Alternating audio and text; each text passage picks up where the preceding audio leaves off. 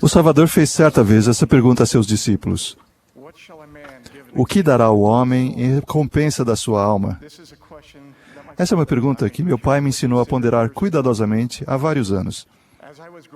Quando eu era jovem, meus pais me designavam tarefas na casa e me pagavam uma mesada por esse trabalho. Eu costumava usar aquele dinheiro, pouco mais de 50 centavos por semana, para ir ao cinema. Naquela época, uma entrada de cinema custava 25 centavos para um menino de 11 anos. Isso me deixava com 25 centavos para gastar em barras de chocolate, que custavam 5 centavos cada. Um filme e 5 barras de chocolate. Não havia nada melhor. Tudo foi bem até eu fazer 12 anos. Quando eu estava na fila do cinema, certo dia, dei-me conta de que o bilhete para um menino de 12 anos custava 35 centavos, o que significavam 2 barras de chocolate a menos. Sem estar muito preparado para fazer o sacrifício, pensei comigo mesmo: minha aparência é a mesma da semana passada. Fui então em frente e pedi um bilhete de 25 centavos. O bilheteiro nem piscou e eu comprei minhas costumeiras 5 barras de chocolate em vez de 3. Entusiasmado com o que fizera, corri depois para casa a fim de contar a meu pai meu grande golpe. Quando relatei os detalhes, ele ficou sem dizer nada. Quando terminei, simplesmente olhou para mim e disse: filho, você venderia sua alma em troca de 10 centavos? Suas palavras transpassaram meu coração de 12 anos. Foi uma lição que nunca esqueci. Anos depois, vi-me fazendo aquela mesma pergunta a um portador de sacerdócio de Melquisedeque, menos ativo. Era um homem excelente que amava a sua família. No entanto, fazia muitos anos que ele não ia à igreja. Tinha um filho talentoso que fazia parte de um time esportivo de elite, que treinava e jogava aos domingos. Aquele time tinha vencido muitos campeonatos importantes. Quando nos encontramos, eu lembrei de que, como portador de sacerdócio, fora-lhe prometido que, se magnificasse seu juramento e convênio, receberia tudo o que nosso pai possui. Depois eu perguntei: será que um campeonato nacional vale mais do que tudo que o pai possui? Ele respondeu com brandura: compreendo o que quer dizer. E marcou uma entrevista com seu bispo. Atualmente é muito fácil sermos engolidos pelo tumulto do mundo. Apesar de nossas boas intenções, o mundo nos pressiona a olhar para além do marco.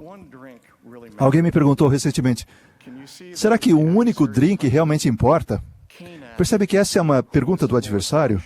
Caim perguntou: quem é o Senhor para que eu deva conhecê-lo? E então perdeu sua alma. Justificando pequenos pecados, Satanás triunfa. Heranças e primogenituras têm sido trocadas por um frasco de leite, por um nome escrito errado, por um prato de lentilhas. Apoderar as trocas de 10 centavos ou de campeonatos nacionais que fazemos na vida, podemos justificar para nós mesmos as nossas ações, como Caim, ou procurar submeter-nos à vontade de Deus. A pergunta que temos diante de nós não é se temos coisas que fazemos que precisam ser corrigidas, porque sempre temos. Em vez disso, a pergunta é se vamos rejeitar ou cumprir o chamado feito à nossa alma, de fazer a vontade do Pai. O Senhor ama a nossa retidão, mas pede que continuemos a nos arrepender e a ser submissos. Na Bíblia, lemos que um jovem rico que cumpriu os mandamentos e que se havia ajoelhado perante o Salvador para perguntar o que precisava fazer para ter a vida eterna. Ele voltou as costas pesaroso quando o Salvador disse: falta-te uma coisa. Vai, vende tudo quanto tens. No entanto, outro homem rico, porém mundano, o rei supremo dos Lamanitas, o pai de Lamone, igualmente fez a mesma pergunta sobre a vida eterna, dizendo: que deverei fazer para nascer de Deus, arrancar esse espírito iníquo de meu peito e receber o Espírito? Abandonarei o meu reino para poder receber essa grande alegria. Lembram a resposta que o Senhor deu ao rei por intermédio de seu servo Arão? Se te arrependeres de todos os teus pecados e te curvares diante de Deus e invocares o seu nome com fé, acreditando que receberás, então obterás a esperança que desejas. Quando compreendeu o sacrifício exigido, o rei se humilhou e se prostrou e então orou: ó Deus, abandonarei todos os meus pecados para conhecer-te. Essa é a troca que o Salvador pede que façamos. Devemos abandonar todos os nossos pecados, grandes ou pequenos, em troca da recompensa de vida eterna concedida pelo Pai. Devemos esquecer nossas justificativas, desculpas, racionalizações, mecanismos de defesa, procrastinações, aparências, orgulho pessoal, pensamentos condenatórios e a vontade de fazer as coisas a nosso próprio modo. Temos que nos separar de todas as coisas mundanas e gravar em nosso semblante a imagem de Deus. Irmãos e irmãs, lembramos que esse encargo é mais do que apenas deixar de fazer coisas ruins. Tendo um inimigo muito engajado, precisamos também agir e não nos sentar em insensível estupor. Assumir o semblante de Deus significa servir uns aos outros. Há pecados que são cometidos e há pecados de omissão, e temos de nos elevar acima de ambos. Enquanto eu servia como presidente de missão na África, aprendi de modo indelével essa grande verdade. Eu estava a caminho de uma reunião, quando eu vi um menino sozinho, chorando histericamente à beira da estrada. Uma voz interior me disse: pare e ajude aquele menino. Assim que eu vi aquela voz, em um segundo, racionalizei: não posso parar. Vou me atrasar. Sou o líder-presidente e não posso chegar atrasado. Quando cheguei à capela, ouvi a mesma voz me dizer novamente: vá ajudar aquele menino. Entreguei as chaves do carro a um membro da igreja chamado Afazi e pedi que trouxesse o menino até mim. Uns 20 minutos depois, senti alguém me bater de leve no ombro. O menino estava ali fora. Tinha uns 10 anos de idade. Descobrimos que o pai estava morto e a mãe estava na cadeia. Ele morava numa das favelas de Accra, com uma pessoa que cuidava dele e lhe dava comida e um lugar para dormir. Para pagar por isso, ele tinha de vender peixe defumado nas ruas. Mas depois de um dia inteiro de trabalho, ao colocar a mão no bolso, encontrou um buraco ali. Havia perdido todo o dinheiro. Afazi e eu soubemos imediatamente que se ele voltasse sem o dinheiro, seria chamado de mentiroso, provavelmente seria espancado e jogado na rua.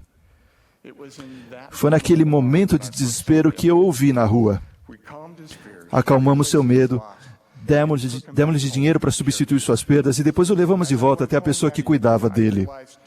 Quando eu voltei para casa naquela noite, dei-me conta de duas grandes verdades. Primeiro, soube como nunca que Deus está ciente de cada um de nós e que jamais nos abandona.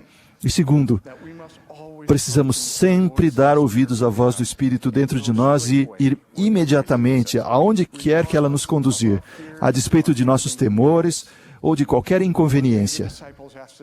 Certo dia, os discípulos perguntaram ao Salvador quem era o maior no reino dos céus. Ele lhes disse que se convertessem e que fossem humildes e submissos como criancinhas. Depois ele disse: o Filho do Homem veio salvar o que se tinha perdido. Nessa única frase, ele definiu nossa missão. Devemos sair ao resgate do que se perdeu, do último, do menor. Não é suficiente abster-nos do pecado.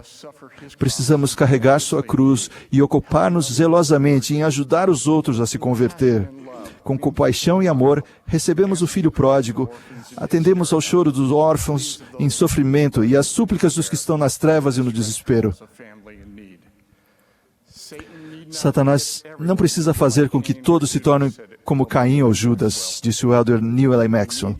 Ele só precisa fazer com que os homens capazes vejam a si mesmos como sofisticadamente neutros. Após uma conferência de estaca recente, um adolescente veio falar comigo e perguntou: Deus me ama? Que nossa vida de serviço sempre afirme que Deus não abandona ninguém. Para a pergunta: o que dará ao homem em recompensa da sua alma? Satanás quer fazer com que vendamos nossa vida em troca das barras de chocolate ou dos campeonatos deste mundo. O Salvador nos conclama, sem nada cobrar, a que troquemos nossos pecados, que tomemos sobre nós seu semblante e que o levemos para o coração dos que estão a nosso alcance. Por fazermos isso, podemos receber tudo o que Deus possui, que é mais do que todos os tesouros combinados deste mundo. Podem imaginar isso? Em uma viagem que fiz recentemente a Nicarágua, notei uma placa na modesta casa de uma família. Dizia: meu testemunho é o que tenho de mais precioso. O mesmo se dá comigo. Meu testemunho é o tesouro da minha alma. E na integridade de meu coração, deixo com vocês meu testemunho de que esta é a igreja verdadeira de Deus, que nosso Salvador está à testa dela e que a dirige por intermédio de seu profeta escolhido. Em nome de Jesus Cristo. Amém.